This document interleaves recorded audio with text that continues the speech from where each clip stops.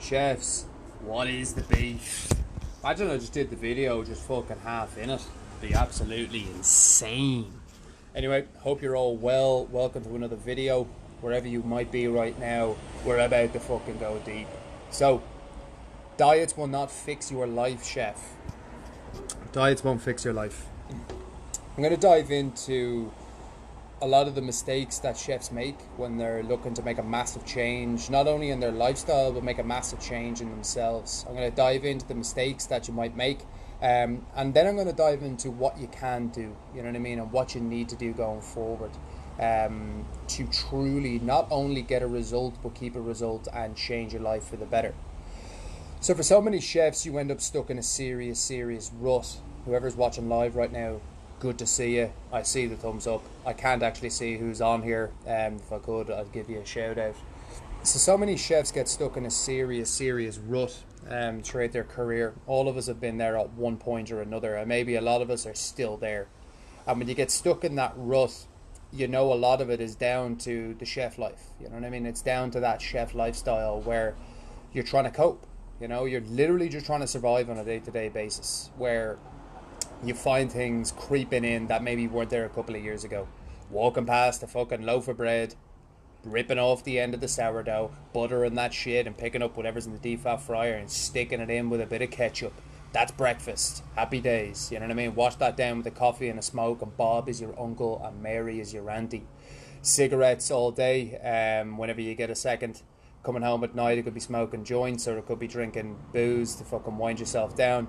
Waking up on days off, and it's like, really, you don't ever get much time to yourself, so this time is extremely precious to you, so you end up falling into a trap of drinking and not really using the time wisely. I totally get it, and I totally 100% understand, chef, and I say that because I did the fucking same thing. Now, when you get stuck in that rut, the pain that you feel is that you just feel like dog shit all the time. You know, mentally you feel very negative, physically you're very low in energy, and overall you're low in confidence, and there's no work-life balance going on. And that can affect other things at home, whether that be with family, with friends, or just even if you're by yourself. It's not a good place to be in. It's not a good place to be in. And for a lot of chefs, the biggest mistake that you'll make is that when you're stuck in that rut and you're stuck on feeling like dog shit, I need to do something, you'll go to a diet. And a lot of chefs that I talk to, they try and just pick up something, just like fucking juice diet.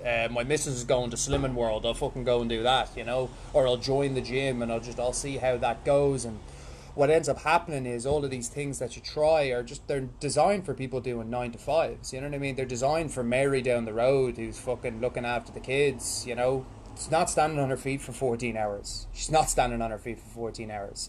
And when you're trying these things that aren't necessarily adequate for a chef and they're not designed for a chef, that means they're not sustainable, and you end up failing at them and you end up giving up on them. And that's a really shit situation to be in, because the more you fail at something, the more you believe that success is not an option. And for so many chefs, you get this story in your mind that it's like, right, I'm a chef, therefore being healthy is nearly impossible. So why the fuck would I even bother? Because I've tried it before and I've failed.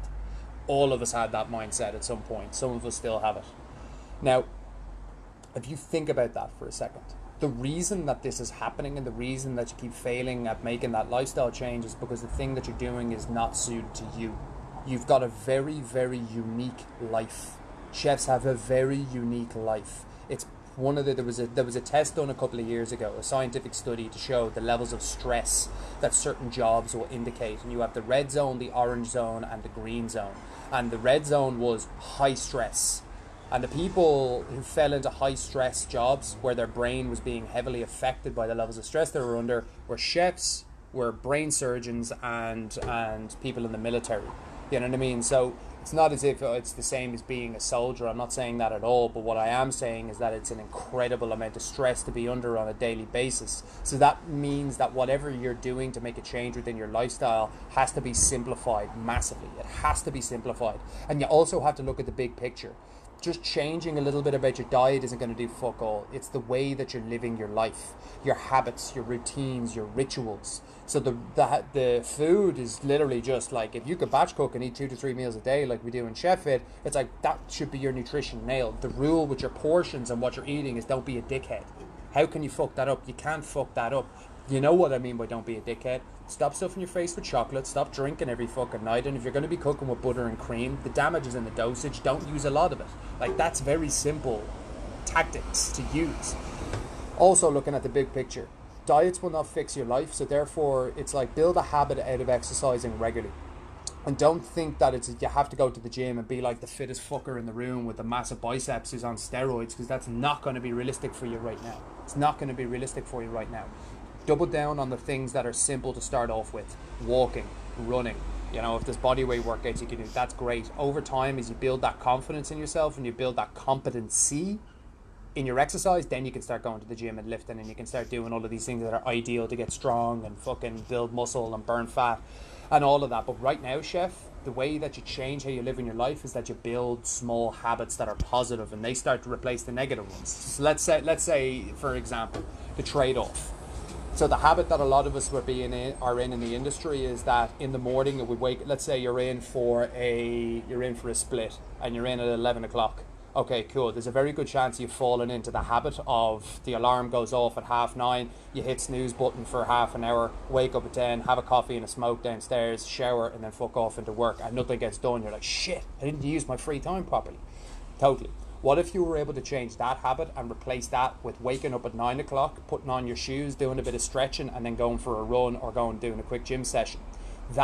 And if you were to do that consistently for a month, you will then have built a habit out of that routine, and therefore you will have changed your life, because that habit is what forms going forward.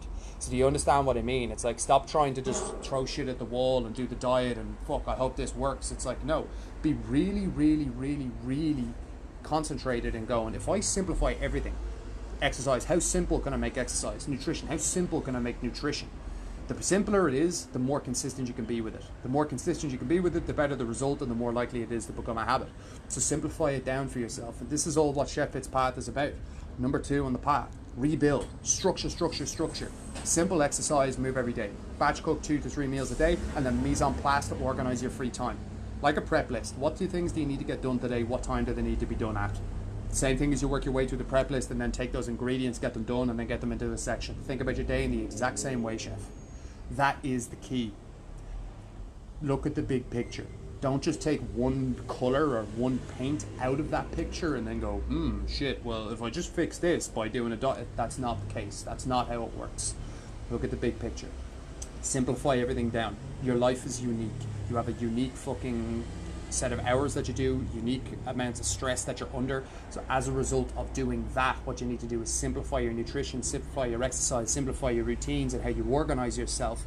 And then slowly but surely over time, your habits start to form in a positive way as opposed to a negative way. So now the positivity overtakes the vices and the shit stuff that we're falling into as chefs. And then things start to change rapidly. And that's the truth. That is the goddamn truth, chefs. What I want you to do, first and foremost, let me know in the comments right now, what have you tried? What have you tried? If you're a chef and you've tried to make a change within your lifestyle and it's failed, let me know what you have tried and why you think that's failed, okay? And if you are serious about succeeding in changing your lifestyle and you want to overcome burnout, and you want to create more work-life balance, and you want to become the fitter, healthier version of yourself, do our 90-day challenge, and I'll see you on the other side. But let me know in the comments, what have you tried and why do you think that failed, Chef? I'd be very interested to know. The more feedback you guys can give me, the more we can then craft our message and make sure that what we're delivering for chefs is the most effective way of operating. So the more feedback we get from you, the better. If you enjoyed the video, please give it a thumbs up. Obviously, keep fighting the fucking good fight. Much love to all of you. I hope whatever you're doing right now, that January is a bit of a quieter time for you, that you get a bit more time to yourself, that you're not completely fucking annihilated after Christmas and all of those things. So again, much love. I'll chat to you all soon. Peace.